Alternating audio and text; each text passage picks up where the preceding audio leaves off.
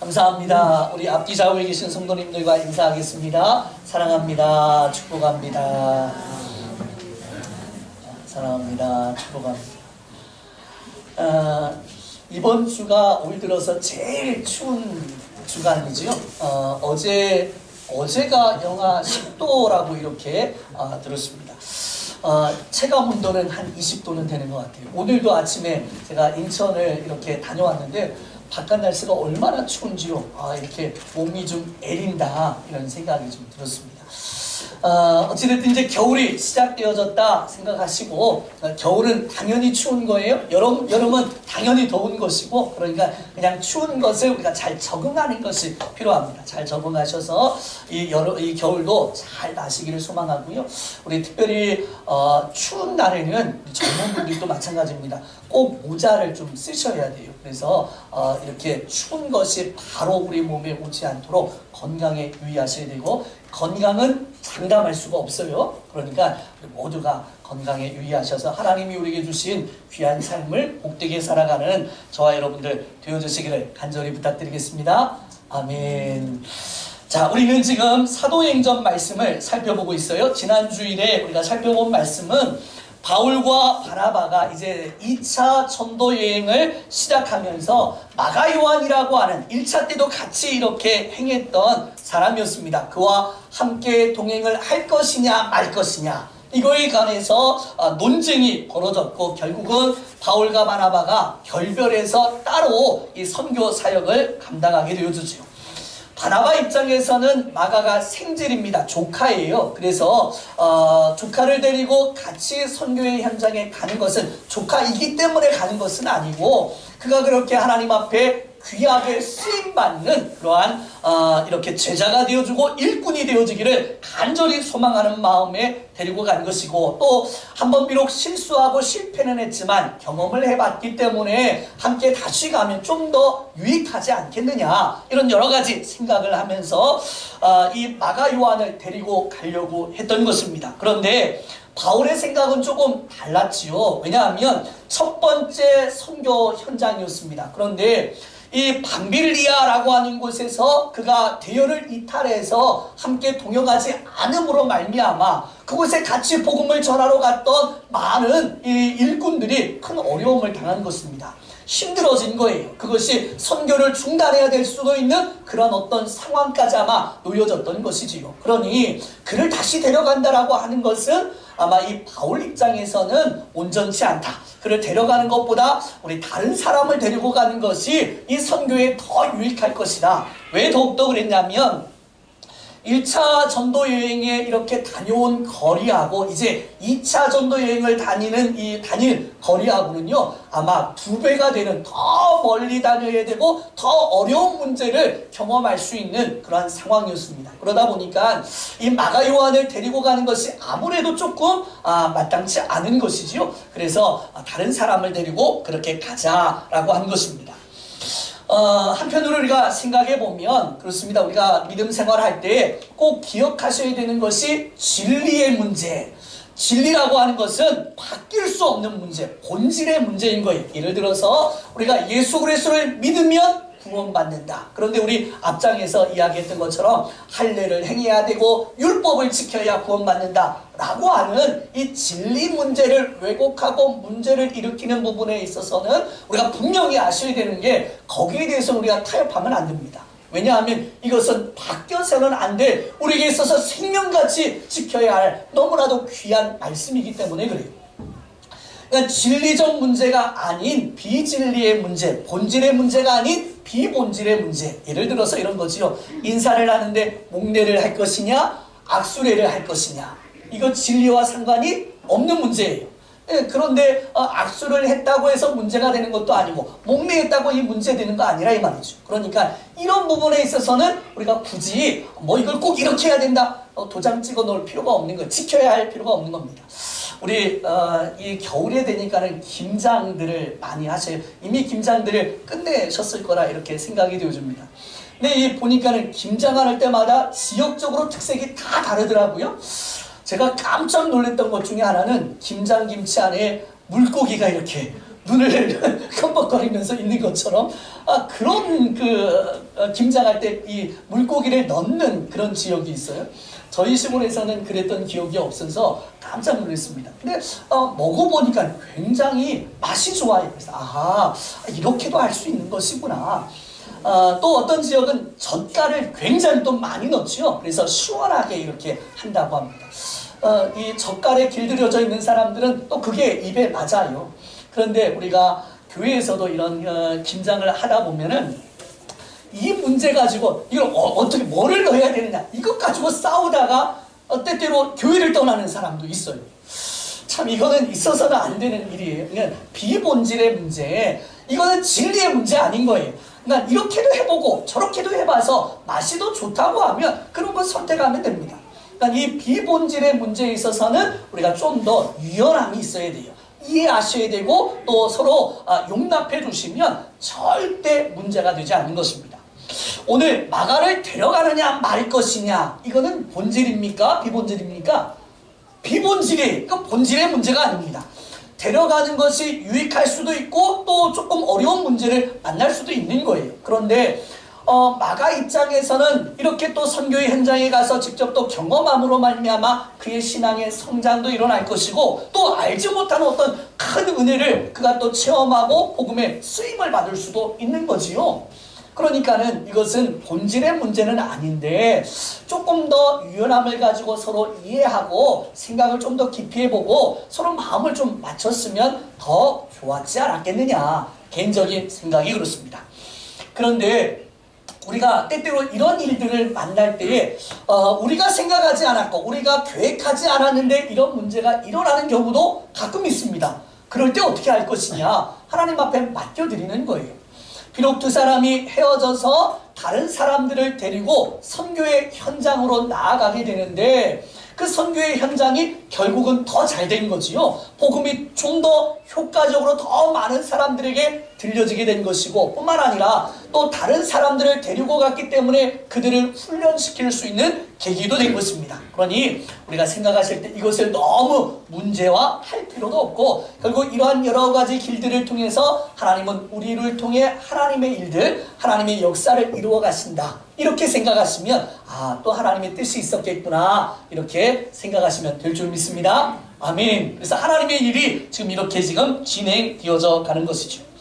때때로 우리는 큰 그림을 잘 못 봐요. 눈앞에 있는 문제라든가 또는 나하고 관계 있는 문제는 좀 유심히 이렇게 보는데 나랑 관계가 없는 것 같아요. 그런데 결국 이것은 큰 문제일 수 있는 거지요. 예를 들어서 나라에서 이제 뭐 이렇게 연말이 되어지면서 이제 예산을 어떻게 책정을 할 것이냐, 이런 것들을 결정을 합니다. 솔직히 우리하고는 크게 관계가 없는 것처럼 보여요. 근데 막상 이 예산을 집행하고 진행하다 보면 조금 더 우리 편에 있어서 더 도움이 될 수 있는 그런 일들이 있는 거지요. 근데 우리는 거기까지 생각을 안 한다 이 말입니다.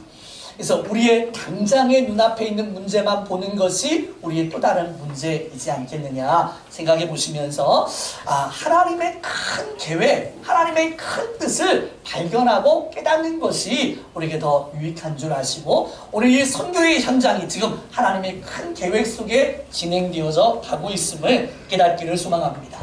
자, 이런 가운데 이제 바나바라고 하는 사람은 그래서 이제 마가 요한을 데리고 자신의 고향이었던 또 이 선교의 첫 시발점이 되어졌던 구브로라고 하는 현장으로 가서 복음을 전하게 되고요. 바울은 예루살렘에서 이렇게 이제 지난 시간에 우리 보았던 것처럼 이 예루살렘 공의회에서 결정된 상황을 안디옥 교회에 알려주기 위해서 그때 함께 파송을 보내왔던 실라라고 하는 사람이 있었어요. 이 실라와 함께 복음의 현장, 선교의 현장으로 나아가게 되는데 당시 지금 이 안디옥 교회가 있는 그 지역이 수리아 지역입니다. 그래서 먼저는 수리아 지역을 돌아다니면서 교회들마다 이러한 결정된 이야기들을 이야기함으로 말미암아 교회를 든든하게 세웠고 이제 조금 더 북쪽과 서쪽으로 더 멀리 가는데 당시 이 바울의 고향이었던 지역을 통해서 고향이었던 길르기아라고 하는 이 길르기아 지역에 가서도 복음을 전하고 또 더 나아가서 이제 더베와 루스드라라고 하는 곳까지 가서 복음을 전하게 됩니다.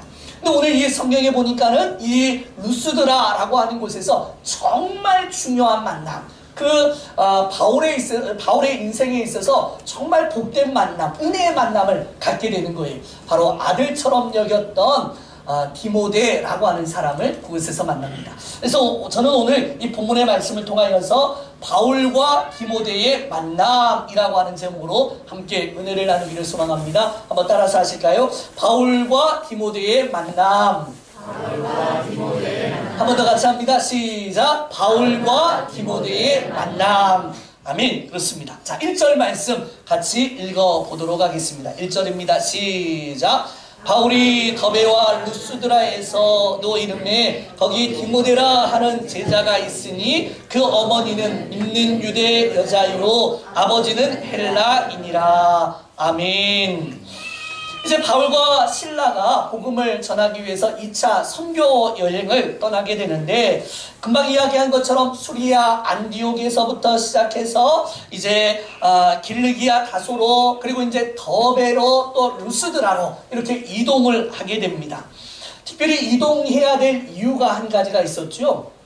예루살렘 교회에서 바울과 이 실라 그리고 바나바를 보낼 때에 이미 거기서 결정된 상황들을 알려주라고 했습니다. 왜냐하면 당시 이 교회가 어떤 결정이 되어져야 하는 것들이 오늘날 같으면은 인터넷이 발달되어 있고 전화가 발달되어 있고 또 이동이 굉장히 빠르게 편리하기 때문에 어떤 결정에 대한 이야기를 하기가 쉽습니다. 그런데 당시에는 사람이 직접 가야 되는 거예요. 시간도 오래 걸리고, 그런데 이것은 중요한 거예요. 이것을 이 지금 결정된 이야기들을 잘 알지 못하면 그들 여전히 할례를 행해야 됐고 또 율법을 행해야 구원받는 줄 잘못 알 수 있는 거죠. 그러니까 이것을 분명히 알게 하기 위하여서 이 바울과 바나바, 실라 이런 사람들을 보내어서 이것을 알려주도록, 그래서 교회를 견고하게 세우게 하도록 했던 것입니다.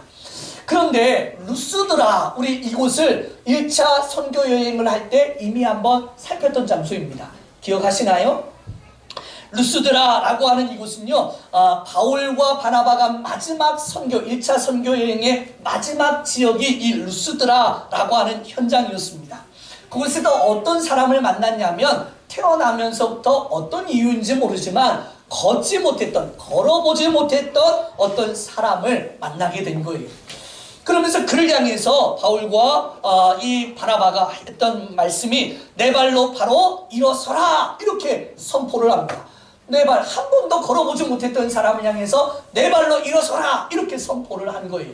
그러니까 이 사람이 발에 힘이 들어가서 일어나서 걷고 뛰는 이런 역사가 일어난 것입니다.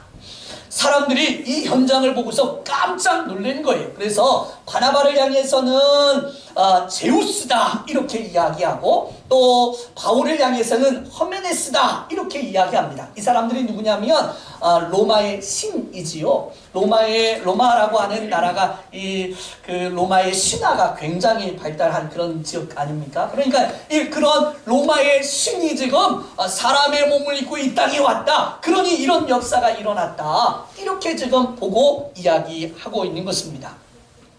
신들이 사람의 형상을 가지고 내려와서 이렇게 행하는 그 모습을 보고 모습이라고 생각하고 이 바울과 바나바를 향해서 제사를 드리려고 하는 거예요.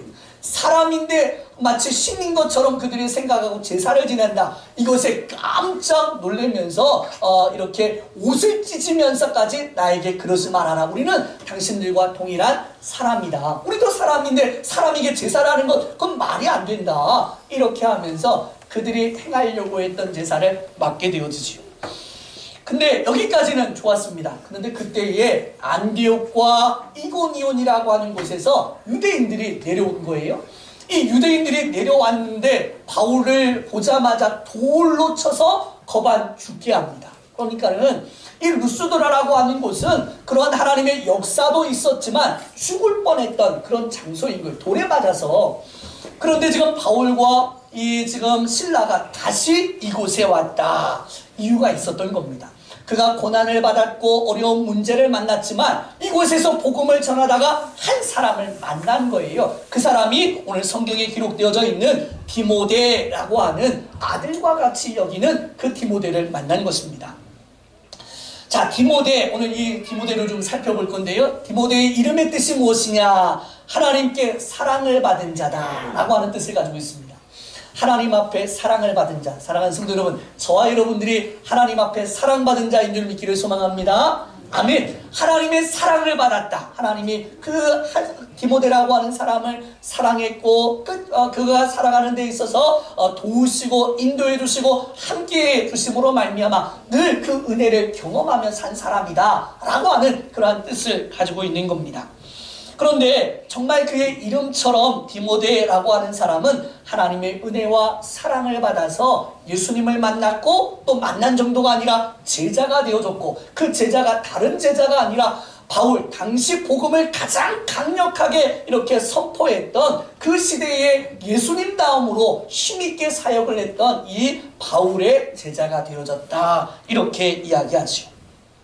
오늘 말씀해 보니까는 이 디모데라고 하는 사람은요, 어머니는 유대인이었습니다.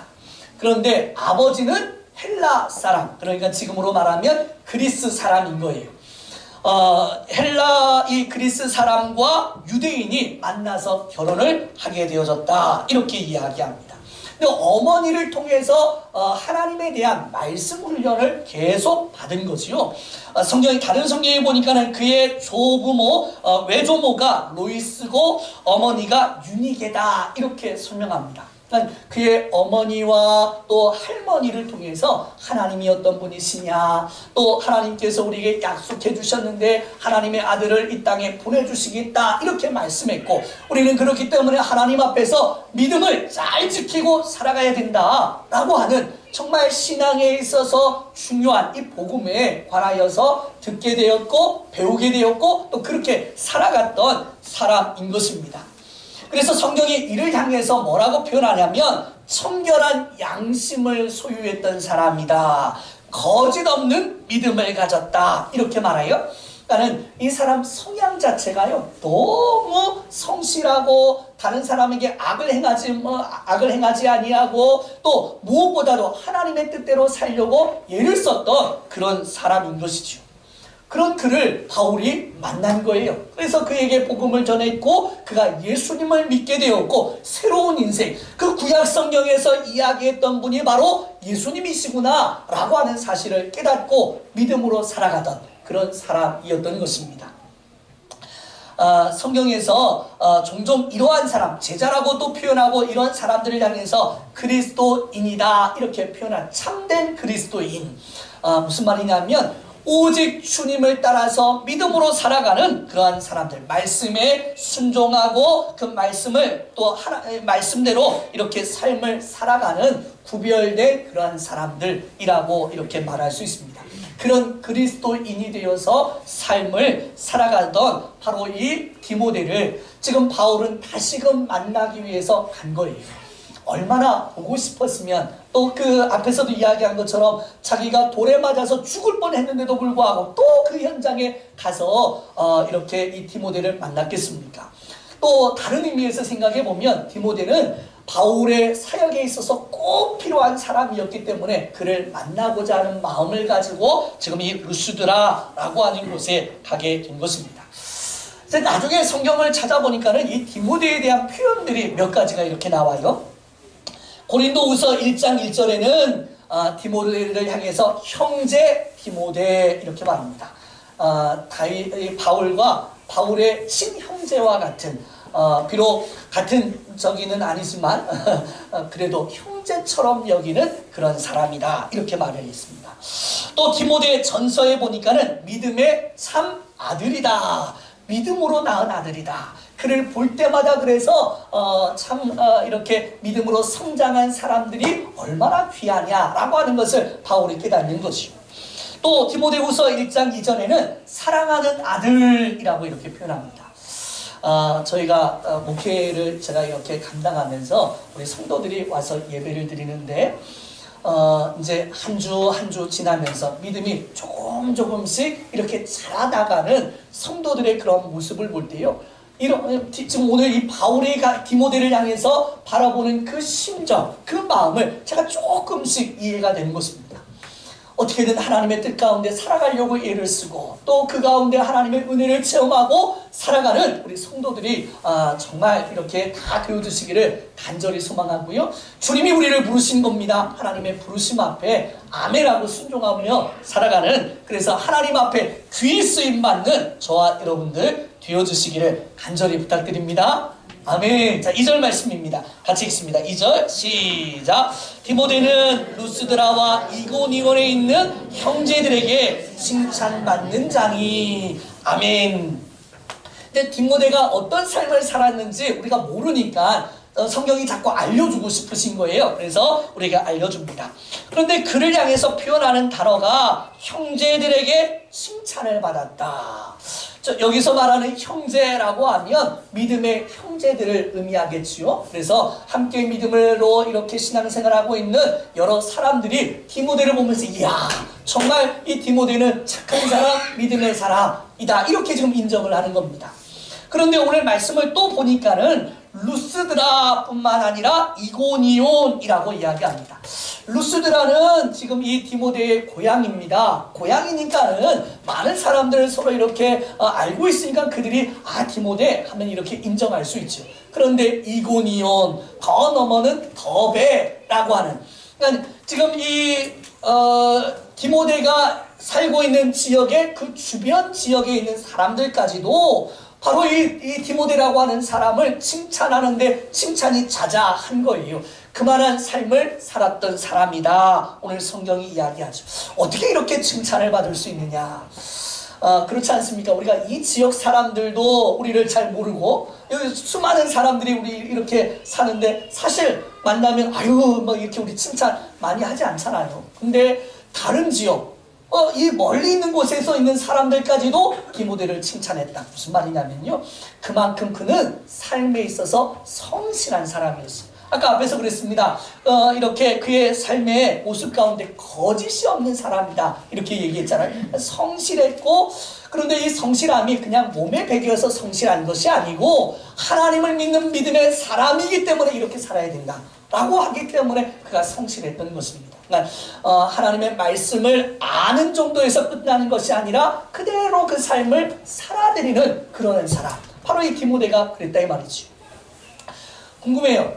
당시 디모데가 나이가 한 몇 살 정도 되었을까? 학자들이 이야기하기를 많이 잡아도 20대 초반이다, 이렇게 봅니다.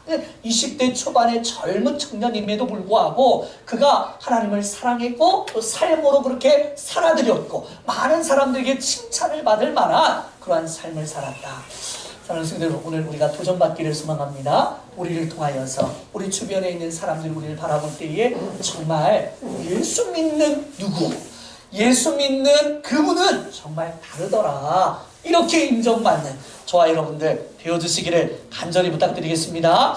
자, 그런데 당시 이 디모데는 이렇게 인정받을 만한 어떤 환경은 아니었습니다. 앞에서 얘기했지요. 어머니는 유대인인데 아버지는 헬라인이었다. 생각해 보세요. 당시 유대인들의 특징이 무엇이냐? 선민의식이 굉장히 강했습니다. 그러니까 다른 민족과 결혼을 한다. 시대가 바뀌어서 이제는 좀 이렇게 그 글로벌한 시대가 되어졌으니까 외국 사람들과 이렇게 결혼하는 거 이게 문제겠느냐, 이렇게 생각할 수 있습니다. 그러나 이 당시는 그러지 않았어요. 유대인의 이 선민의식은요 지금도 굉장히 강합니다. 그러니까 다른 이방인들에 대해서 상종하지 않을 정도의 그런 상황이에요. 그런데도 불구하고 이 어머니 유대인이 이방인 헬라인과 결혼을 했다라고 하는 것은 사실 사람들에게 드러내기에는 어려운 문제가 있는 것입니다. 또 하나 문제가 뭐였냐면 이 헬라인이었던 아버지가 또 일찍 돌아가셨어요. 나는 아마 이 지금 디모데가 어린 시절에 아버지가 돌아가신 것으로 학자들이 이렇게 봅니다. 그러니 아버지가 없이 어머니를 통해서 이렇게 성장해 온 것이, 그러니 여러 면에서 그가 사람들에게 모습을 드러내고 자랑할 만한 것이 전혀 없음에도 불구하고, 외부적으로는 그런데도 불구하고 그가 그런 가운데서도 평판이 좋았다, 사람들에게 인정받았다. 하나님의 은혜 아니었으면 그렇게 살아갈 수가 없었다 이 말입니다. 예수 믿는 저와 여러분들이 이러한 은혜가 있었으면 좋겠어요. 우리 사람들 만날 때마다 정말로 요즘 우리가 살아가는 오늘 이 시대가 얼마나 참 예수 믿는 사람들을 향해서 이렇게 칭찬보다는 지탄이 더 많은 시대를 오늘 살아가잖아요. 교회를 향해서 지탄하고요, 목회자들 향해서 그렇고요, 성도들 향해서 그런 시대를 지금 우리가 살고 있습니다. 참 안타까운 것은 교회가 사실은 세상을 걱정하고 세상을 향해서 이렇게 살아야 된다, 이것이 복된 삶이다, 이렇게 보여주고 이야기를 해야 되는데 도리어 세상 사람들이 교회를 향해서 걱정을 해요. 뭔가 지금 잘못돼 가고 있는 것이죠. 이렇게 말을 하니까는 우리는 아니 저 사람들 몰라서 그런다 또 이러면서 반격하고 막 이럽니다. 그럴 필요 없습니다. 우리를 되돌아보면 되는 거예요. 내가 정말 하나님의 뜻 안에서, 말씀 안에서 잘 하지 못하고 있는데 그런 말이 듣는다. 우리가 고치면 되는 거잖아요. 그렇지 않습니까? 우리가 잘못해서 그런 거니까 고쳐야 되는 거예요. 그리고 정말 하나님이 원하시는 삶이 무엇인지를 우리가 다시 한번 돌이켜서 살아가야 됩니다. 우리 종교개혁이라고 하지요. 루터와 칼빈이라고 하는 사람을 통해서 종교개혁을 해서 사실 기독교가 이렇게 세워졌습니다. 오늘날 우리는 이 종교개혁이라고 해서 새로운 이런 것을 말하는 게 아니고 성경으로 돌아가는 게 종교개혁입니다.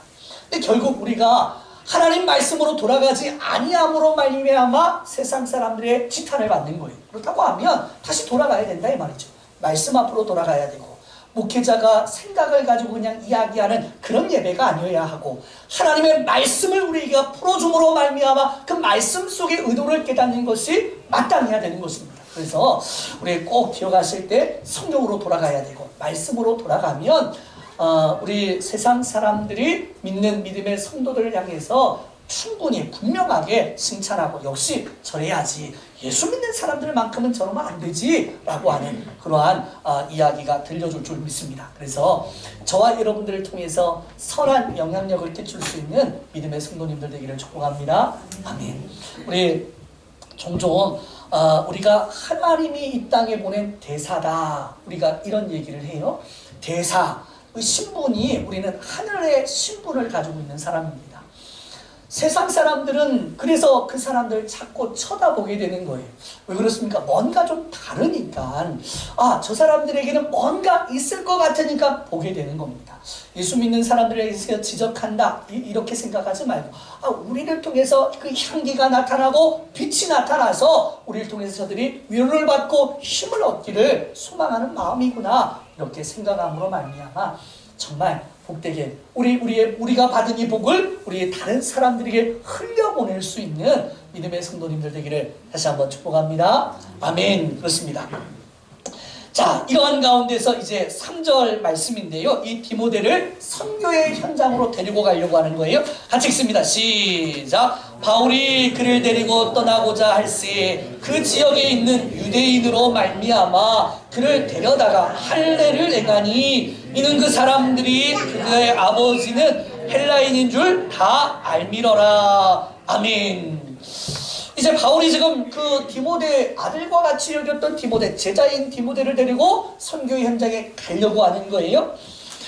이 디모데의 역할이 무엇이었느냐, 우리 앞에서 마가 요한이 했던 그 역할을 이제 디모데로 감당을 하게 하려고 했던 것입니다. 선교에 있어서 이 역할이 굉장히 중요했던 것 같고요, 효과적인 선교를 위해서 꼭 필요한 거예요. 그래서 디모데를 그렇게 동역을 시키려고 했던 거죠. 그런데 오늘 이 3절을 읽다가 지금 그냥 아무런 반응이 없다고 하면 우리 성도님들이 성경을 잘못 보신 거예요. 반응이 있으셔야 되는 겁니다. 뭔가 좀 이상해야 되는 거죠. 우리 눈을 좀 의심해 봐야 되는 행동을 지금 바울이 하고 있습니다. 바울이 지금 뭐 하고 있죠? 할례를 행하고 있는 거예요. 아니 금방까지 분명히 예수 믿는 것이 구원에 있어서 유일한 방편이라고 했는데 할례를 지금 행하고 있는 거지요. 근데 우리는 이런 성경을 보고 그냥 넘어가 버리는 거예요. 아 그랬나 보다 하고 그냥 넘어갑니다. 아니에요. 자세히 봐야 됩니다. 왜 지금 할례를 행하고 있는 것이고 이 할례가 지금 어떤 의도가 있는 것인지 우리가 깨달아 알아야 되는 것이지요. 분명히 지금 이 바울이 이곳에 온 이유는 할례나 율법을 통해서 구원받지 않습니다. 오직 예수 그리스도를 믿어야 구원받습니다. 이것 전하러 온 거예요. 그런데도 불구하고 사람들 앞에 할례를 행하고 있다. 참 왜 이러한 일들을 지금 행하고 있느냐? 앞에서 이야기 또 했습니다. 지금 유대인 아버지가 아니고 헬라인 아버지를 둔 디모데입니다. 그러니까 할례를 할 필요가 전혀 없는 거예요. 이방 아버지 밑에서 태어났기 때문에 할례를 할 필요도 없고 또 이미 할례는 구원과 상관이 없는 문제임에도 불구하고 이 사실을 지금 바울이 몰라서 할례를 행하게 하는 것 이것도 아니고 분명히 그 할례를 행하는 데는 의도가 있었던 것입니다. 어떤 의도이냐? 바로 오늘 성경 말씀에 이렇게 표현해 이는 그 사람들이 그의 아버지는 헬라인인 줄 다 알미러라. 유대인들이 이 디모데의 아버지가 헬라인인 것을 다 알고 있었어요. 루스드라, 이고니온, 더베에 있는 모든 지역의 사람들이 디모데를 너무나도 잘 알았는데 그의 아버지는 헬라인이다. 이것을 알고 있었던 것이죠. 그런데 그럼에도 불구하고 할례를 지금 행하게 하는 것은 이 당시 유대인들은요 기본적으로 다 할례를 행하고 있었던 것이 당시 문화였습니다. 이방인임에도 불구하고 할례를 행한 것이 구원을 얻기 위해서 할례를 행한 것 이건 아니라 이 말입니다. 구원받으려고 할례를 행했다 이건 문제가 되는 거예요. 그런데 구원받기 위해서 할례를 행한 것이 아니고 내가 할례를 행함으로 말미암아 나도 너희들처럼 너희들의 문화를 이해하고 어떻게든 너희들의 그런 상황이나 환경 속에서 복음을 전하기 위하여서 복음을 좀 더 그들에게 잘 전하기 위해서 같이 하나가 되기 위하여서 그러한 행동을 한 것이지 구원받기 위해서 할례를 행한 것 이거는 아니다 이 말이죠. 당시 우리가 이제 성경 말씀을 이렇게 읽다 보면 이런 내용이 나와요. 예수님께서 세례를 받는 장면이 나옵니다. 예수님이 세례받을 이유가 있나요? 전혀 없습니다. 예수님은 하나님의 아들이세요. 그럼에도 불구하고 예수님이 세례를 받으십니다. 세례 요한이 손사래를 치면서 예수님, 제가 예수님에게 세례를 받아야지 왜 예수님께서 세례를 받으십니까? 이렇게 이야기했더니 예수님이 이렇게 대답을 하세요. 우리가 이와 같이 하여 지금 이 세례를 받는 이 행동을 하여서 모든 의를 이루는 것이 합당하도다. 결국 다른 사람들의 본이 되어서 그들이 예수를 믿는데 합당하게 하기 위하여서 세례를 예수님이 받으신 것이지 세례가 구원 문제 때문에 받은 것 아니다. 이렇게 얘기해요. 고린도전서에 바울이 또 이런 얘기를 합니다. 9장 20절에 잘 들어보세요. 유대인에게 내가 유대인같이 된 것은 유대인을 얻고자 함이요 율법 아래에 있는 자에게는 내가 율법 아래에 있는 아래 있지 아니하나 율법 아래에 있는 자 같이 된 것은 율법 아래에 있는 자를 얻고자 함이니라. 무슨 말입니까? 그가 지금 이렇게 율법을 행하는 사람 아님에도 불구하고 율법을 믿는 사람들을 구원해서 복음을 통해서 구원하기 위해서는 율법 행하는 자처럼 그렇게 행함으로 말미암아 유대인 그렇게 함으로 그들을 구원하는 데 목적 전도하기 위하여서 전도에 꼭 필요한 일이기 때문에 이렇게 할례를 지금 행하고 있는 것이고 그와 같이 되어진 것이다. 이렇게 우리에게 말씀해 주는 겁니다. 우리의 삶에 있어서 제일 중요한 게 뭐냐? 우리를 통해 복음이 선포되어져야 하는 거예요. 이 복음을 어떻게든 효과적으로 전하게 하기 위하여서 할례를 행한 것이지 구원을 위해서 할례하는 것 전혀 아닌 것이다 라고 하는 것이지요. 그만큼 복음을 위해서 산 사람들이에요. 모든 삶의 초점을 복음에 두고 어떻게 하면 이 복음을 전할까? 어떻게 하면 더 그리스도를 증거하여서 구원을 얻게 할 것이냐? 여기에 바울의 온 생각이 있었음을 우리에게 보여주지요. 사랑하는 성도 여러분, 오늘 우리 살아가면서 우리는 복음에 대한 얼마나 열정이 있습니까? 지금 옆에 죽어가고 있는 거예요. 그럼에도 불구하고 그 영혼을 바라보면서 복음 전하지 못하는 거죠.